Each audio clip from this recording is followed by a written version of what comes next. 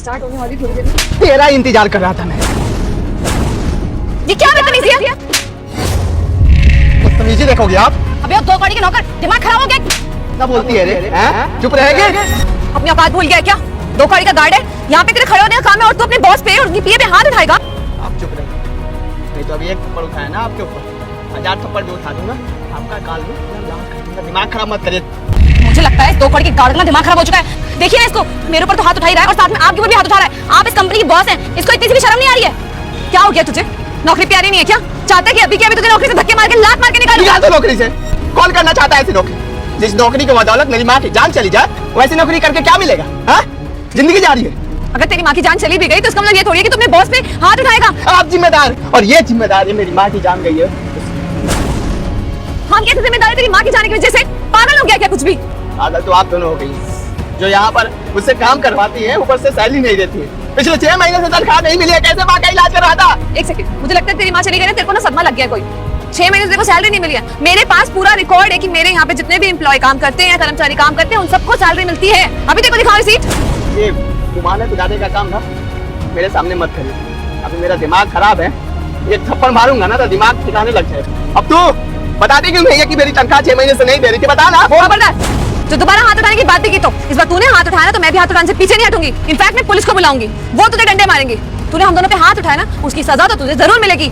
Ma'am you are right, आपको police complaint करनी चाहिए क्योंकि ऐसे लोग ना काम करने के लायक नहीं है। और ऊपर से इसने तो हाथ उठाया आपके ऊपर। मैम इसको सजा मिलनी चाहिए, आप इसकी पुलिस कंप्लेंट कर दीजिए। जब पुलिस वालों के 4 डंडे पड़ेंगे ना तब इसकी अकल ठिकाने आएगी और तब जाकर इसे पता चलेगा कि इसने कितनी बड़ी गलती की आपके ऊपर हाथ उठा के। पुलिस आएगी तो मैं भी बोल दूंगा कि मेरी माँ की जान गई है ना तुम दोनों की वजह से। देख, तू ना अपना मानसिक संतुलन खो चुका है, इसलिए हम पे इल्जाम लगा रहा है। सबूत चाहिए होता है। हमने कैसे मार दिया? तुझे पागल है क्या? तेरी माँ गांव में रहती है, हम यहाँ शहर में रहते हैं, इस ऑफिस में काम करते हैं, कुछ भी अनाप शनाप बकचा रहा है।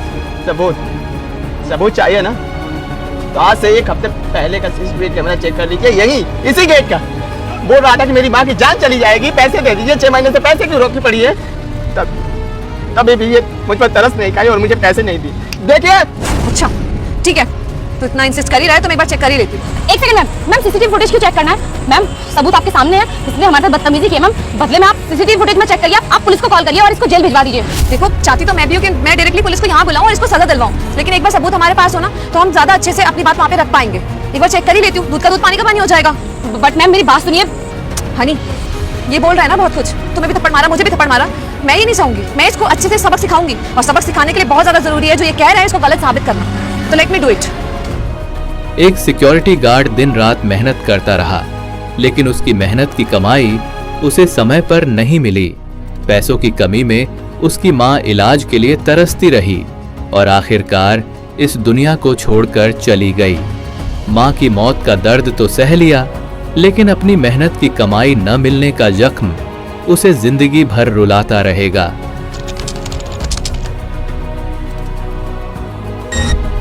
साहिबा छोड़ो, आपके सामने कसम खा के बोल रहा हूँ, हमारी अम्मा की तबीयत खराब है। आप हमारी तनख्वाह दे दीजिए, 6 महीने से नहीं दे रही है, पर आप दे दीजिए, नहीं तो उनका इलाज नहीं करा पाऊंगा और ठीक भी नहीं हो पाएंगे, उनको खो दूंगा। अरे तो खो देना, खर्चा ही बचेगा तेरे घर का। अरे घर में से एक मेंबर कम होगा तभी जाकर पैसे बचेंगे ना। बकवास बंद करिए। तेरी हिम्मत कैसे मुझसे बदतमीजी करने की? हटो। अब तक तो सिर्फ 6 महीने की तनख्वाह बची हुई थी, अगर ज्यादा चूचे पैड करेगा ना तो पूरी साल की तनख्वाह नहीं मिलेगी। आई बात समझ में? पर एक गरीब का क्यों मार रही है?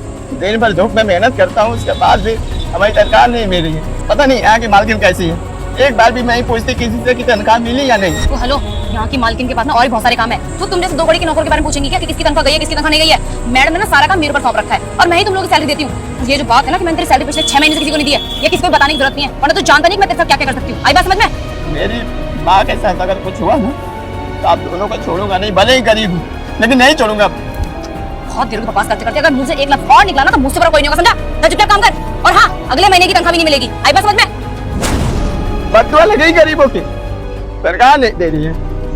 हे भगवान, मेरी माँ को कुछ होना नहीं चाहिए। हाँ मैं मजबूर हुआ, काम तो कर रहा हूँ पर पैसे नहीं मेरे, कैसे कराऊं इलाज समझ में नहीं आ रहा। What is this, Honey? This is you जो मना कर रही है इसे पैसे देने से। पिछले 6 महीने से तुम इसकी सैलरी नहीं दे रही हो। What is this going on? मेरे पास तो सारी की सारी डिटेल रहती है कि तुम पैसे दे देते हो सबको, रिसीट है मेरे पास। मतलब तुम ये कर क्या रही हो? मैम I'm really sorry, ये बिल्कुल ठीक बोल रहा है, मैंने पिछले 6 महीने से इसकी कोई तनख्वाह नहीं दी है इसे। मैम मैं क्या करती, मेरी मजबूरी थी मैम। मजबूरी? टेल मी, कौन सी मजबूरी थी तुम्हारी जो इसकी माँ की जान से ज्यादा बड़ी थी? वो मैम मुझे अपने बॉयफ्रेंड के साथ यूरोप जाना था, पैसे नहीं थे मेरे पास, तो मैंने सोचा कि अपनी सैलरी के साथ साथ अगर मैं सिक्योरिटी गार्ड की सैलरी में से भी थोड़ा सा अमाउंट अपने पास रख लूंगी तो क्या ही चला जाएगा। और वैसे मैम ये तो गरीब है, जो कि झोपड़ी में रहते हैं, ये लोग दाल चावल खाने की आदत होती है इन्हें, इनका क्या ही खर्चा होता है। मैम मुझे शॉपिंग करनी थी, गाड़ी न्यू ली है मैंने, उसकी किस्त वगैरह बहुत सारे खर्चे थे, बस इसीलिए मैंने ये सब किया। मैम मैंने सोच रखा था कि बाद में जब मेरी सैलरी इंक्रीज होगी तो मैं इसके पैसे सारे वापस कर दूंगी इसे, बट मैम मुझे नहीं पता था कि सैलरी ना देने की वजह से इसकी माँ की जान चली जाएगी। Ma'am I am really sorry ma'am, मुझसे गलती हो गई। मतलब यू थिंक दैट यूरोप जाना इज अ बिग मजबूरी? तुम्हें अपने बॉयफ्रेंड के साथ टाइम स्पेंड करना था, शॉपिंग करनी थी, ईएमआई देनी थी, तुमने इस बेचारे के पैसे मार लिए और उसको जरूरत थी उन पैसों की अपनी माँ का इलाज कराने के लिए। गरीब है तो उसका मतलब क्या उसकी जरूरत ही नहीं होगी क्या? तुम्हारी तो अच्छी खासी सैलरी है, उसके बाद भी you are doing this kind of thing? Seriously? Ma'am sorry, गलती होगी मुझसे, मुझे एक मौका दे दीजिए मैम। तुम्हारी गलती के लिए मैं तो माफ कर दूंगी, लेकिन उसका क्या? क्या उसे अपनी माँ वापस मिल पाएगी? बोलो, लाके दे पाओगे उसे उसकी माँ? Rahul I am really sorry, please मुझे माफ कर दो। मैं मानती हूँ कि जो किया है माफी के लायक नहीं है, लेकिन मुझे प्लीज माफ कर दो। आप जब मुझसे माफी मांग रही हैं, इससे मेरी माँ वापस आ सकती है क्या? अगर आ सकती है तो लौटाइए ना, वाज कर रही है, माफी मांग रही है। अगर मेरी जगह आप होती ना, तब आपको समझ में आता कि माँ के जाने के बाद क्या बीतती है। अगर आपके बॉस आपको पैसे नहीं देते और आपकी माँ तरफ तरफ के मर जाती ना, फिर आपको समझ नहीं आता। दिमाग खराब कर लिया। मैं आपके जैसा नहीं हूँ जो लोगों को सताऊंगा। क्या करूंगा? कंप्लेन करूंगा, कुछ दिन तक आप दिक्कतों में रहोगी, उसके बाद आजाद रहोगी ना। पर वो भगवान आपको जब सजा देंगे ना, फिर आप रोते रोते जिंदगी बिताओगी। उनके ऊपर छोड़ देता हूँ, वही आपको सजा देंगे। राहुल देखो, मैं इसकी तरफ से तुमसे हाथ जोड़ के माफी मांगती हूँ। वैसे तो तुम्हारी माँ जब चली गई इस दुनिया से, उसकी कोई भरपाई नहीं कर सकता है, लेकिन इसको मैं नौकरी पे रख के दोबारा गलती नहीं करूँगी। ऐसे सेल्फिश लोग मेरी कंपनी में काम करेंगे ना, जिन्हें इंसानों की कदर ही नहीं है, तो शायद मेरी कंपनी ना कभी जिंदगी में तरक्की नहीं कर पाएगी। तुम्हारे हवाले है, तुम्हें जो करना है इसका करो। पुलिस में कंप्लेन करनी है, चाहे इससे पैसे वसूल लें, and you don't need to come in this office.